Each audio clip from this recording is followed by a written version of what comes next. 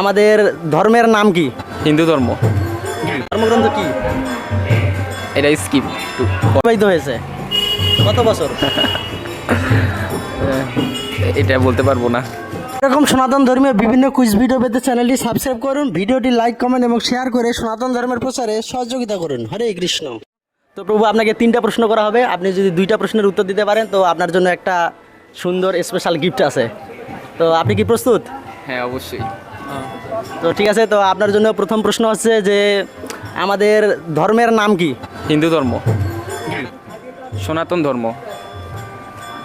আমাদের ধর্মের নাম সনাতন ধর্ম। ঠিক আছে, তো আপনার প্রথম প্রশ্ন মানে উত্তর সঠিক হয়েছে, তো আপনাকে অসংখ্য ধন্যবাদ। 2 নম্বর প্রশ্ন হচ্ছে যে এর প্রধান ধর্মগ্রন্থের নাম। ধর্মগ্রন্থ কি? এটা স্কিপ। আমাদের ধর্মের 2টা ধর্মগ্রন্থের নাম বলেন। বুঝতে পারছেন না? না, আরেকবার বলুন। বলছি যে আমাদের ধর্মের 2টা ধর্মীয় গ্রন্থের নাম বলেন। বেদ, উপনিষদ। বেদ আর উপনিষদ। তো নেক্সট কোশ্চেন হচ্ছে যে আমাদের বর্তমান কোন যুগ চলতেছে? কলিযুগ। কলিযুগের কতদিন অতিবাহিত হয়েছে? কত বছর? এটা বলতে পারবো না। তো হরে কৃষ্ণ। প্রভু অনেক সুন্দরভাবে কয়েকটা প্রশ্নের উত্তর দিয়েছে, তো প্রভুর জন্য একটা গিফট আছে।